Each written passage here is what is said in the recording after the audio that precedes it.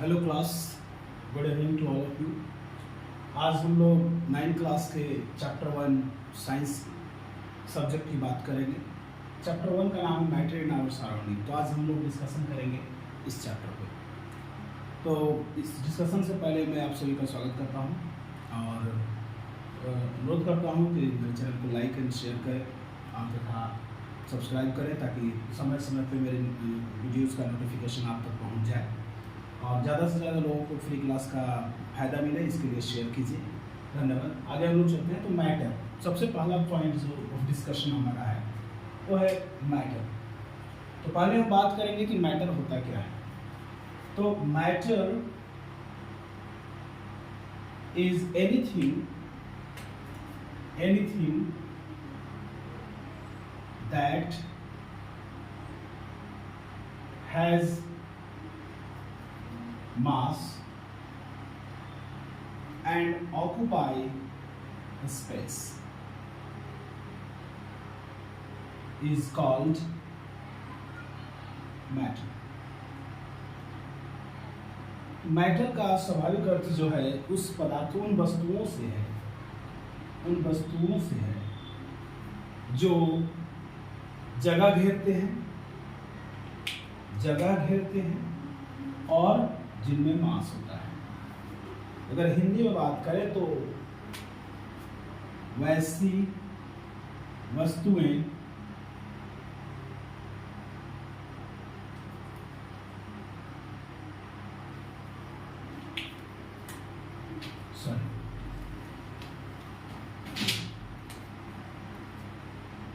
वे पदार्थ जो जगह घेरे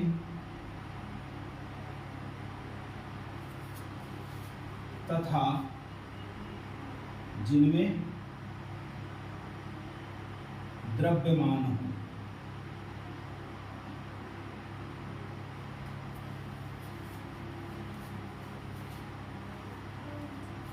पदार्थ कहलाते हैं।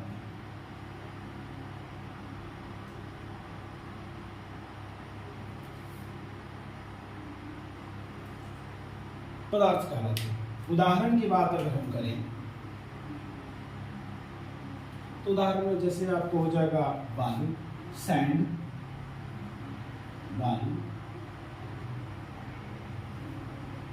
वुड, लकड़ी, एयर अर्थात हवा, एक्सेट्रा। ये सब चीजें जो है वो पदार्थ है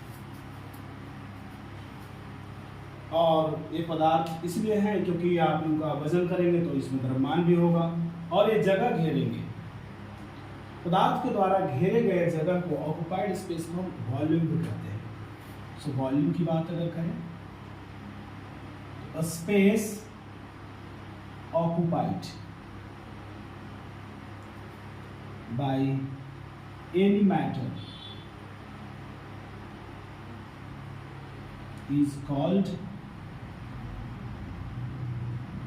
its volume। वॉल्यूम यानी आयतन।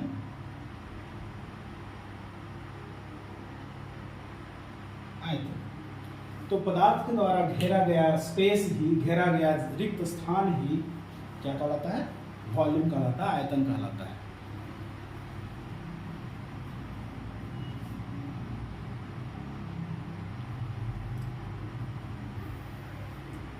हमने बात की कि पदार्थ मैटर किसको कहते हैं, पदार्थ क्या है। पदार्थ का मतलब है वैसी चीजों से जिनमें द्रव्यमान हो तथा जो जगह घेरते हैं। उदाहरण के लिए आप समझ सकते हैं बालू, वुड, एयर, ऐसे बहुत सारे अनगिनत एग्जाम्पल है। आई थिंक आप समझ सकते हैं कि सृष्टि का में अधिकांश चीजों का निर्माण मैटर से ही हुआ है।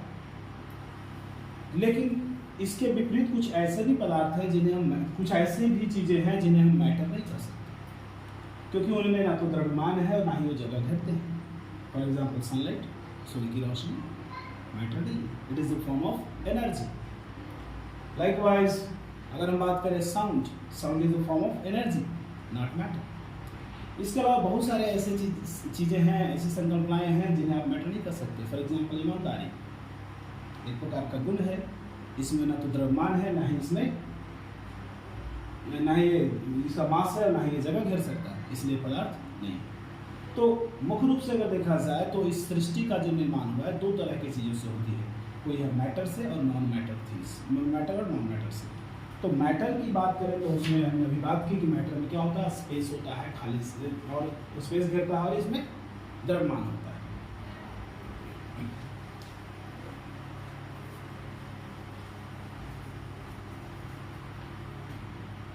सो अगर हम बात करें, एक तरफ हम मैटर को रखें और दूसरे तरफ non matter.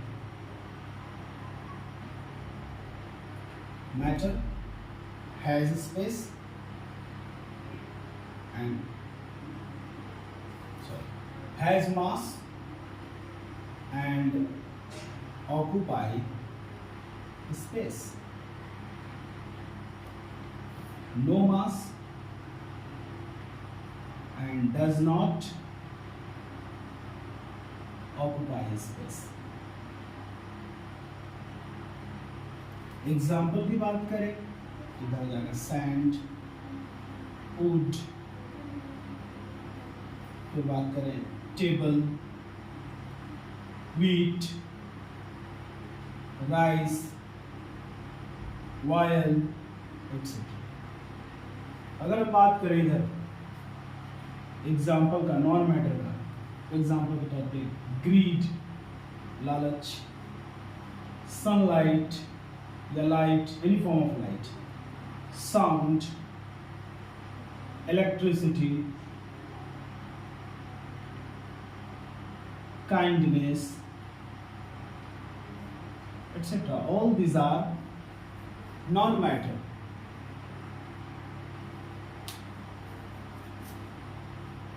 Some of the non-matter are form of energy, like sunlight, sound, electricity. These are form of energy. So we can conclude that entire universe is made up of two kinds of has two components. Some are matter components and some are non-matter components. So, in conclusion, we can say that universe is made up of two components. Universe is made up of two components.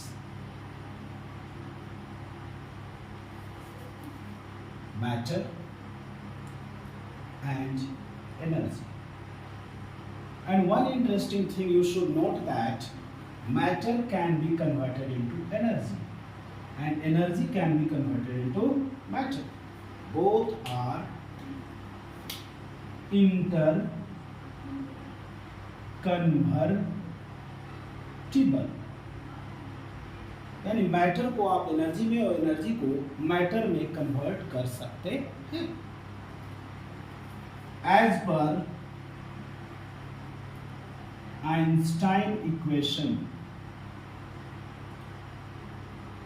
as per Einstein equation, E is equal to mc square, where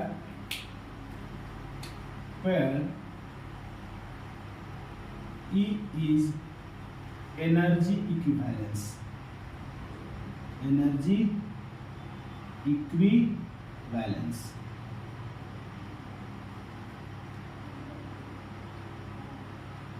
M is mass and c is a speed of light, and it is considered as 3 into 10 to the power 8 meter per second. So let us solve some numericals based on this equation. इस equation E equal to mc square के आधार पे कुछ numerical हम solve करने की कोशिश करते हैं। So coming to the numericals,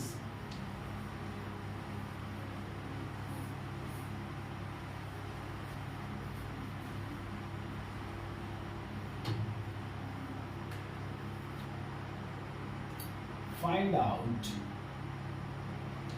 energy released when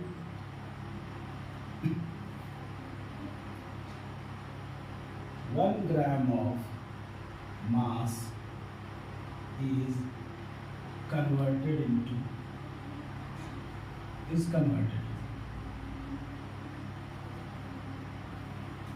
Find out energy released when 1 gram of mass is converted to, यानी एक ग्राम द्रव्यमान को हम एनर्जी में अगर कन्वर्ट करते हैं तो कितना एनर्जी निकलेगा. So according to Einstein equation E is equal to mc square. We have m equals to 1 gram equals to 1 by 1000 kg equals to 10 to the power minus 3 kg. Coming to the value of c is equal to 3 into 10 to the power 8 meter per second. So energy equivalent E will be equals to m into c square, that is 10 to the power minus 3 kg into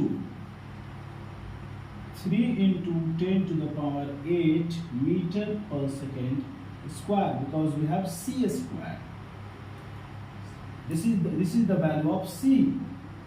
So c square will be definitely a square of this much value.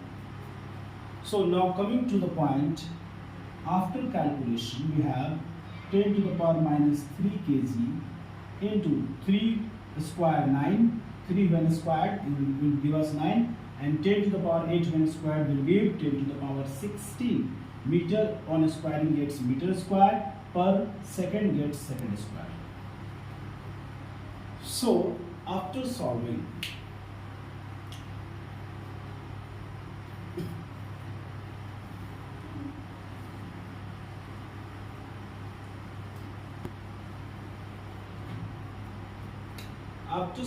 we have therefore E equals to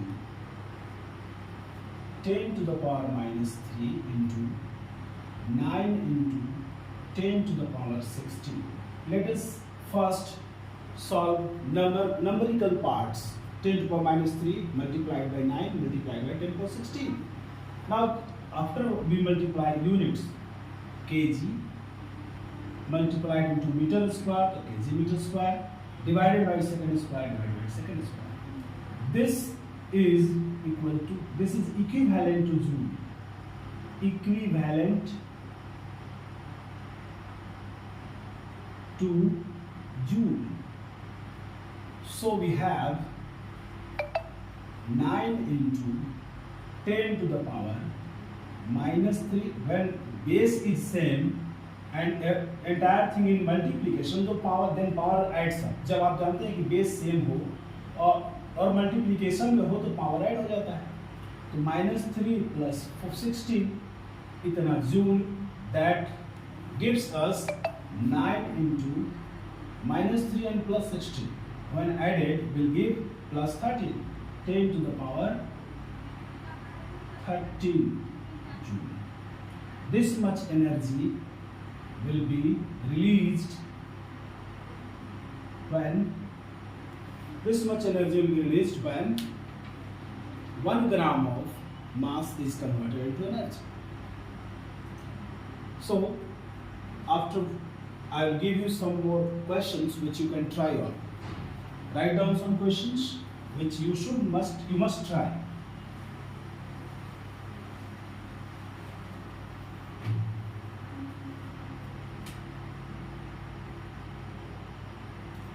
Find out mass formed when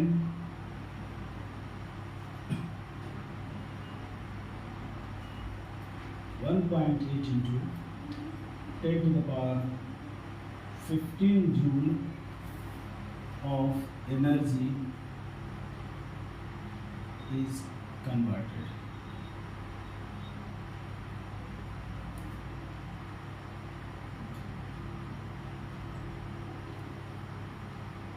find out energy released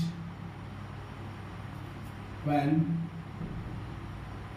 1.6606 into 10 to the power minus 24 gram of mass is lost to form energy.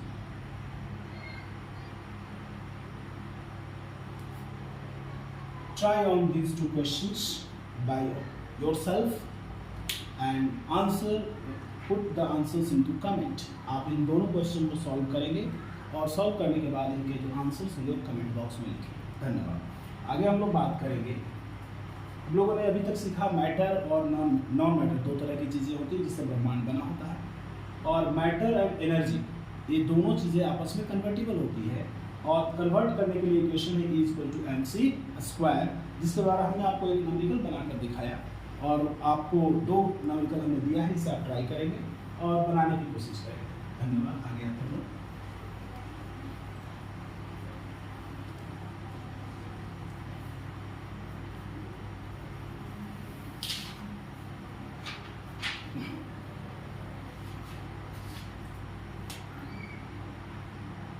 classification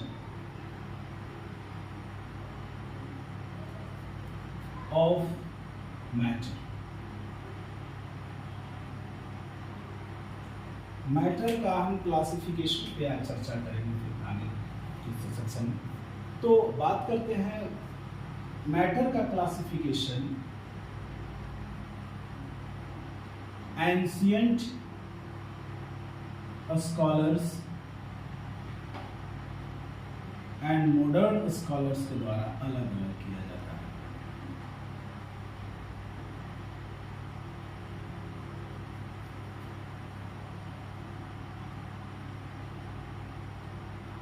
Ancient scholars, as per ancient scholars,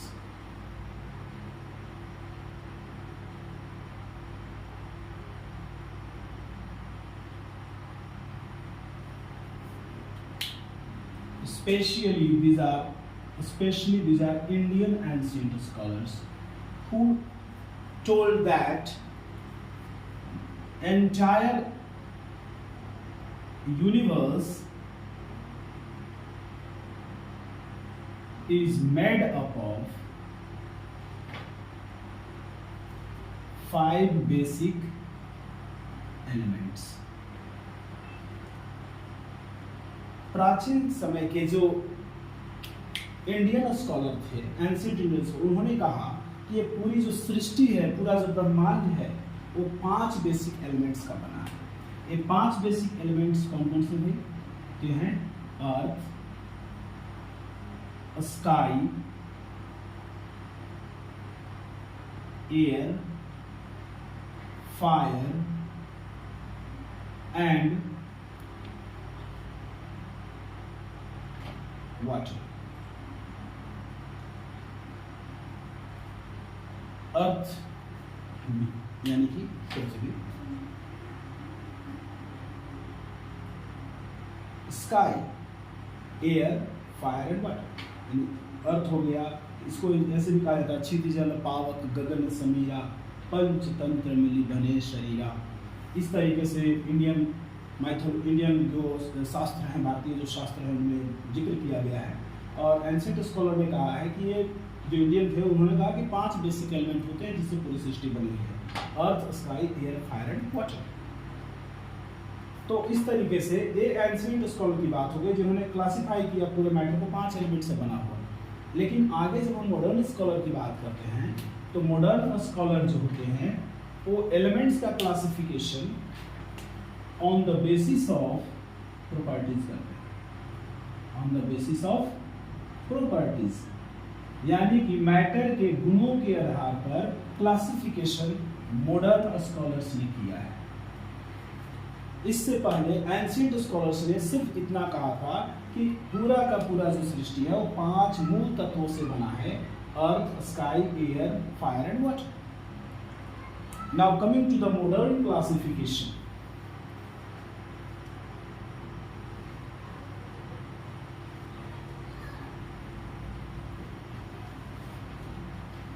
Now coming to the modern classification. The modern classification is based on properties.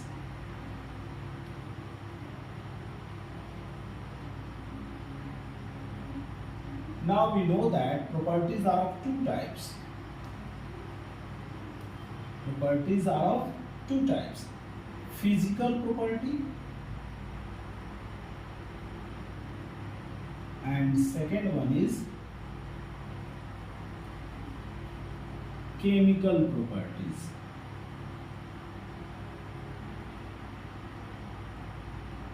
हम बात कर रहे हैं classification of matter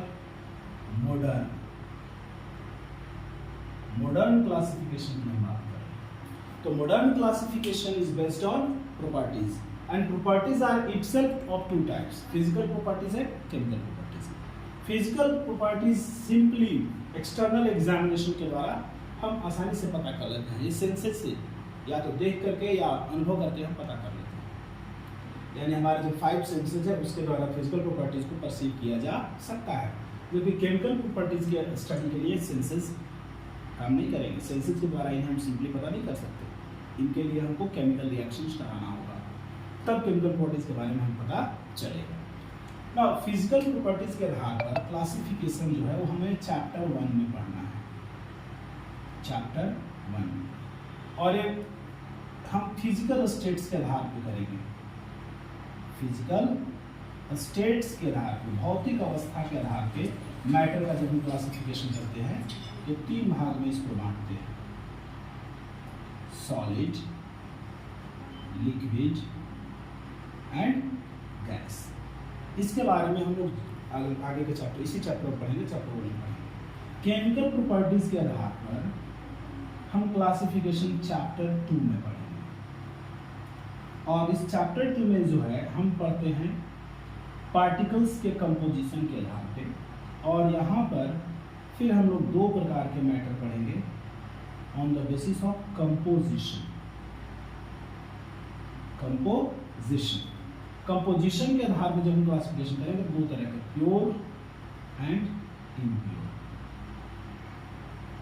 आगे के chapter में हम लोग पढ़ेंगे कि प्योर को भी क्लासिफाई करते हैं एलिमेंट्स और कंपाउंड में। इम्प्योर मिक्सचर होता है, मिक्सचर का भी क्लासिफिकेशन 3 भाग में किया जाता है। और सिंपली इसको कहते हैं homogeneous mixture and heterogeneous mixture. Homogeneous mixture को सॉल्यूशन कर देते हैं, घोल, एंड हेट्रोजेनस मिक्सचर को फर्दर 2 भागों में बांटते हैं। एक भाग हो गया आपको कोलॉइडल सॉल्यूशन और दूसरा भाग हो गया सस्पेंशन। इस तरह से हम लोग क्लासिफिकेशन पढ़ेंगे आगे चल करके। हम लोग का अभी करंट चैप्टर में जो पॉइंट ऑफ स्टडी है वो सॉलिड, लिक्विड और गैस, इसके बारे में हम लोग इस चैप्टर में बात करेंगे।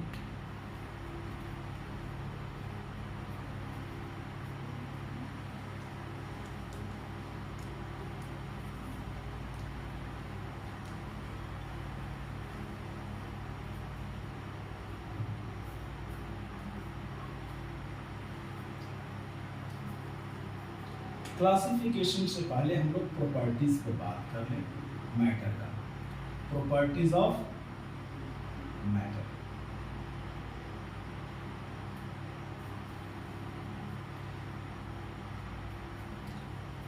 माफ कीजिएगा, पहले हम लोग कंपोजिशन पे बात कर लें। Composition of matter.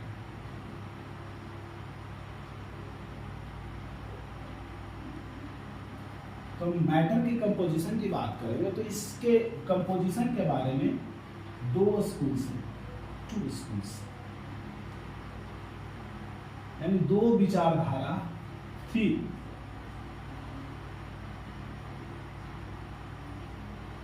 पहली विचारधारा के अनुसार मैटर इज कॉन्टिन्यूअस।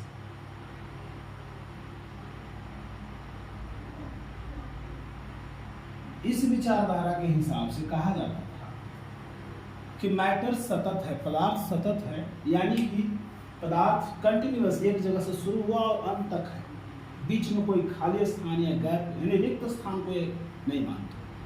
ये नहीं मानता कि पदार्थ जो है पार्टिकल्स का बना हुआ और बीच में खाली स्थान, ये मानता है कि कोई पार्टिकल नहीं है, सब एक में मिले हुए हैं, सतत है, कहीं कोई गैप नहीं है, एक मैटर के अंदर कोई गैप, कोई खाली जगह नहीं। लेकिन ये आगे चल करके इस स्टूल को डिस्कार्ड किया गया,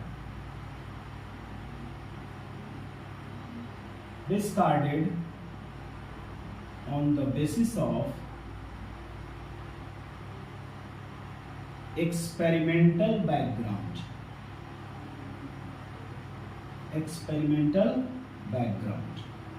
इस विचारधारा को एक्सपेरिमेंटली डिस्प्रूव किया गया, एक्सपेरिमेंट की प्रयोग के द्वारा इसे गलत साबित किया गया। और सिंपल प्रयोग है जिसके बारे में हम लोग आगे बात करेंगे जब ये साबित करेंगे कि मैटर जो है वो डिसकंटिन्यूअस होता है या पार्टिकल का बना होता है, उसी से साबित हो जाएगा कि ये गलत है और सही है। खैर, दूसरा जो विचारधारा है, जैसा हमने कहा, matter is discontinuous,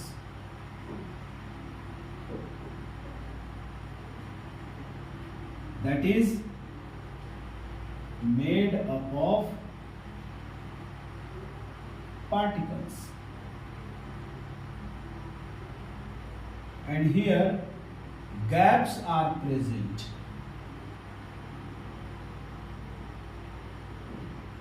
between particles. Gaps are present between particles.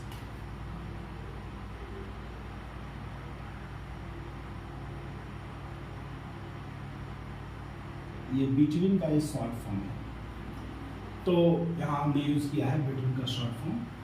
तो मैटर इज डिसकंटिन्यूअस। दूसरा जो विचारधारा कहती है कि मैटर डिसकंटिन्यूअस है, भाई कंटिन्यूअस नहीं है, बीच में ब्रेक है, और जब छोटे छोटे ब्रेक होंगे तो क्या बन जाएंगे, पार्टिकल बन जाएंगे।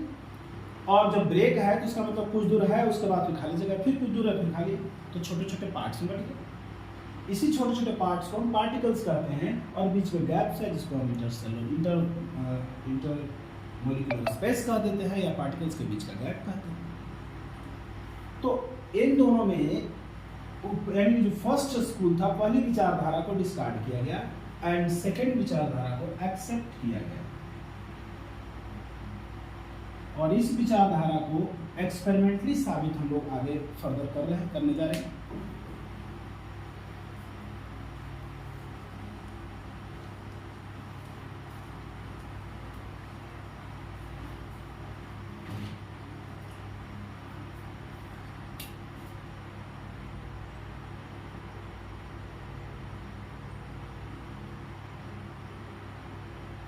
Experiment to prove matter is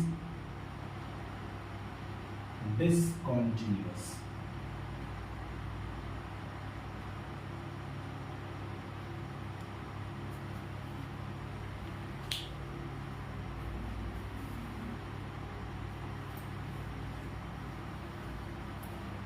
So for this we have some requirements.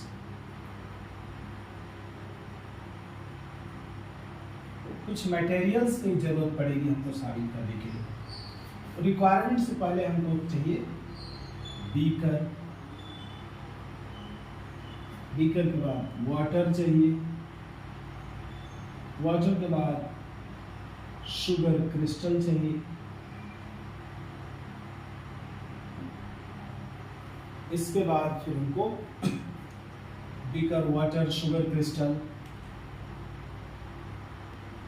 Permanent marker,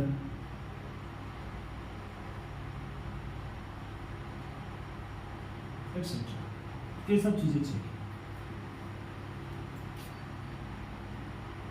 procedure आप ये समझ लीजिए कि अगर हम ये साबित कर सके कि पार्टिकल्स के बीच में खाली जगह होता है तो बात बन जाए। हमें साबित कर देंगे कि मैटर में डिसकंटिन्यूअस, कोई खाली जगह तो नहीं पाया जाएगा जहाँ कंटिन्यूटी ना हो। गैप का मतलब क्या, ब्रेक, कोई चीज चल रहा है बीच में गैप हो गया मतलब ब्रेक कर गया, यहीं तक है, इसके आगे नहीं, फिर कुछ दूर नहीं है, फिर आगे।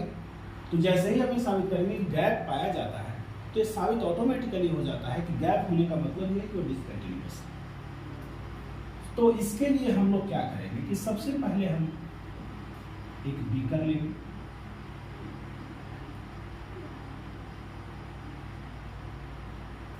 इस बीकर में हम वाटर ले लेते हैं,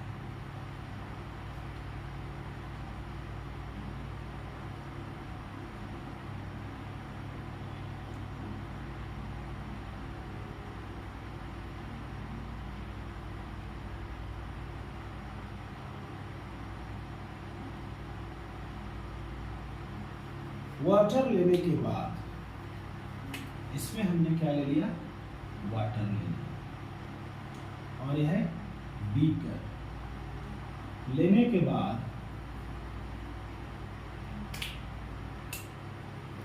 इसके अलावा एक चीज जरूरत पड़ेगा और आपको स्पून, चम्मच की जरूरत पड़ेगी, ठीक है। तो इसके बाद हम एक छोटे से चम्मच में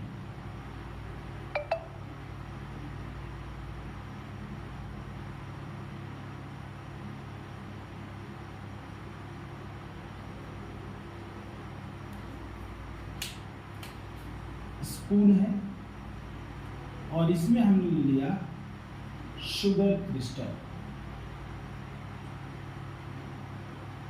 इस शुगर क्रिस्टल को हम ऐड करेंगे, लेकिन ऐड करने से पहले हम परमानेंट मार्कर के द्वारा निशान लगा लेंगे, लेवल मार्क। जहां तक वाटर था, वाटर का लेवल हम मार्क कर लेंगे। लेवल मार्क है वाटर का, this is the level mark of water before adding sugar crystal. चीनी के क्रिस्टल ऐड करने से पहले हम क्या किए हैं, इस वाटर के अंतिम लेवल को, सबसे ऊपरी लेवल को मार्क कर लिया। मार्क करने के बाद जब इसमें ऐड करेंगे, 2-3 चम्मच शुगर क्रिस्टल ऐड करेंगे, तो शुरुआत में इस पानी का जो लेवल है ऊपर की ओर जाएगा, लेकिन थोड़ा दूर छोड़ने के बाद ये लेवल वापस वहीं पे आ जाएगा। अब सवाल उठता है, ऑब्वियस क्वेश्चन ये है, यानी हमें प्रोसीजर में क्या किया, तो प्रोसीजर में सबसे पहला काम किया कि हमने water is taken in a beaker. एक बीकर में हमने वाटर ले लिया।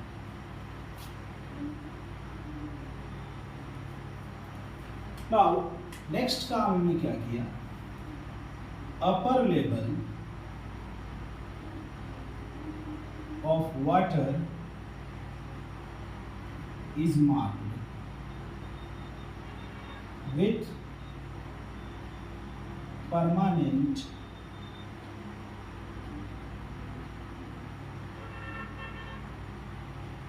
मार्कर। एंड इसके बाद हमने क्या किया, 2 to 3 spoon of sugar crystal is added.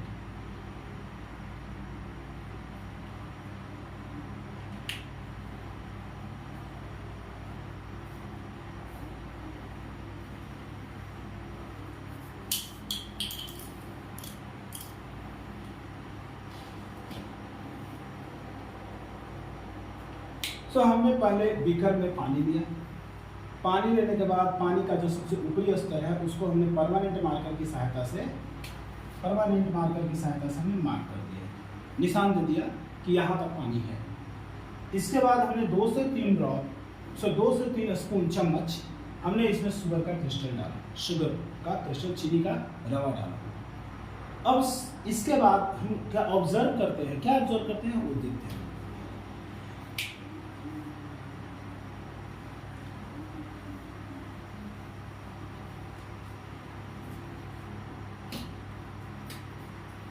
Observe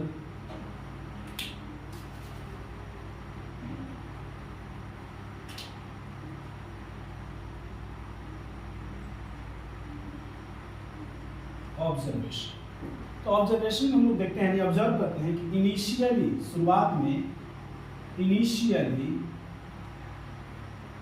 the level of water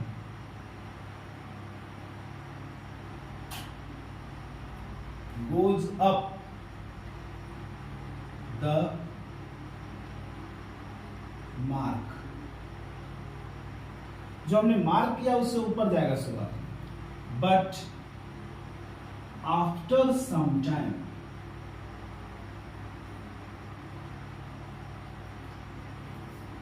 it returns back to the mark. तो ऑब्जर्वेशन में हम देखते हैं कि शुरुआत में जो वाटर है वो ऊपर की ओर चढ़ करके इस मार्क को क्रॉस कर लेता है, ऊपर चला जाता है। लेकिन जब कुछ देर के लिए इसको छोड़ देते हैं तो धीरे धीरे क्या होता है कि पानी नीचे की ओर आने लगता है और वापस उसी मार्क पे आकर रुक जाता है।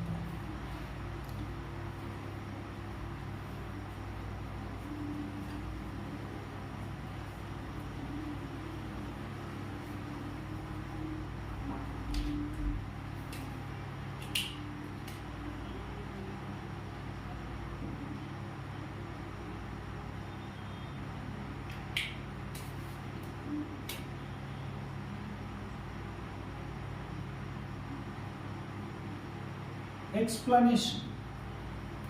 अब ये जो हमने देखा उसको एक्सप्लेन कैसे करेंगे, क्यों हुआ ऐसा? तो इसमें हम देख पाते हैं कि शुरुआत में जब बीकर में हमने पानी डाला था, लेवल मार्क किया था, शुरुआत में चढ़ा। क्यों चढ़ा? क्योंकि जब हमने पानी चीनी के क्रिस्टल डाला तो चीनी के क्रिस्टल यहाँ पे आकर के जमा हो गया। इस बार जमा होने के बाद ये एक अपना जगह घेरेगा, this crystal will occupy space, और अब जितना दूर यह जगह स्पेस घेरेगा उतना दूर के पानी को क्या करेगा, डिस्प्लेस करेगा, हटाएगा, और जो पानी हटेगा वो ऊपर की ओर जाकर के जगह कैप्चर करेगा। सो शुरुआत में क्या होगा कि लेवल अप करेगा। नाउ आफ्टरवर्ड्स धीरे धीरे क्या हो गया कि शुगर के जो क्रिस्टल है वो घुलने लगे, और घुल करके इसके पार्टिकल्स अलग होते गए, और जो खाली जगह इसमें था इसी में फैलते गए। यानी जो पहले से खाली जगह पड़ा था इस मैटर के बीच में, उसी में जाकर बैठे हैं, एक्स्ट्रा स्पेस नहीं घेरे। और जब एक्स्ट्रा स्पेस नहीं घेरेंगे तो क्या होगा, ये धीरे धीरे वाटर का लेवल वापस आ जाएगा। क्योंकि एक्स्ट्रा स्पेस, अभी जब एक्स्ट्रा स्पेस घेरे थे तो ऊपर चढ़ा था, एक्स्ट्रा स्पेस जो घेरे थे वो खत्म हो जाएगा, फिर गैप में चले जाएगा तो वापस आ जाएगा। यही होता है।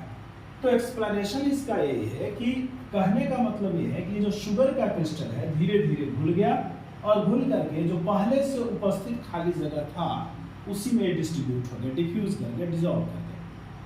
तो चूंकि एक्स्ट्रा जगह नहीं घेरा इसीलिए लेवल वापस आ गया। तो इससे साबित होता है कि इस वाटर जो कि एक मैटर है उसमें खाली जगह है, तभी तो इसके कण वहां जाकर खाली जगह में बैठे, एक्स्ट्रा जगह नहीं है।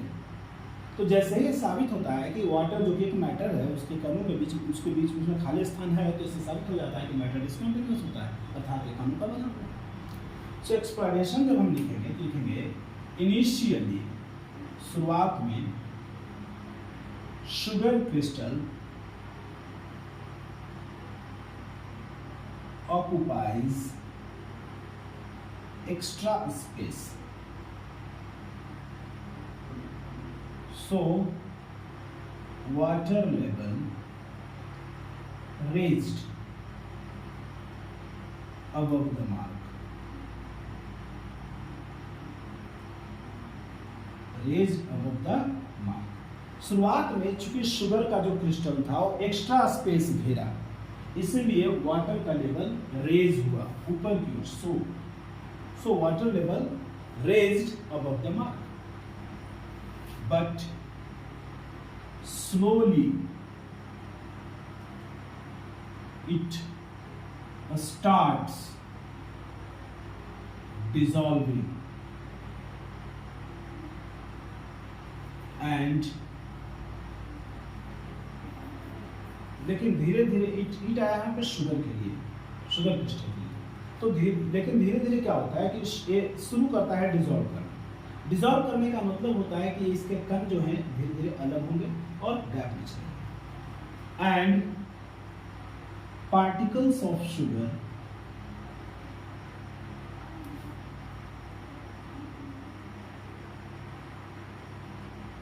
Gets diffused into the gaps,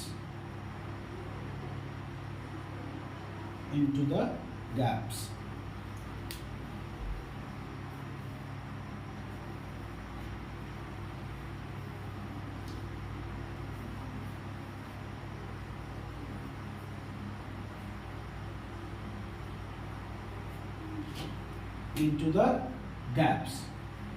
So it doesn't occupy extra space. Hence, water level comes back to the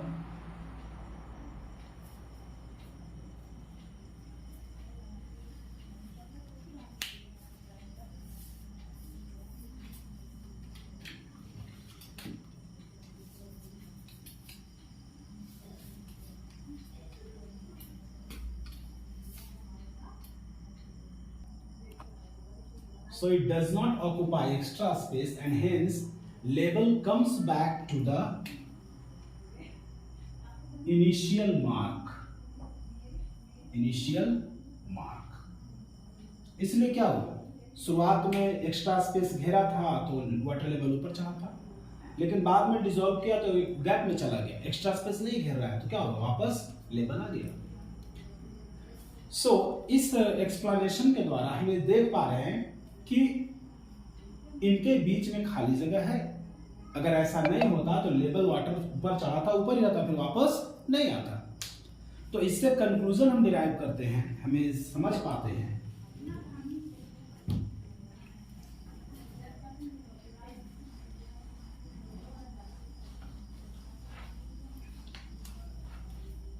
So final conclusion we derive is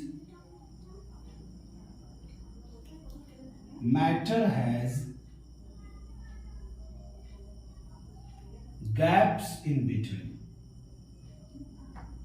बीच बीच में इसमें गैप होता है, and hence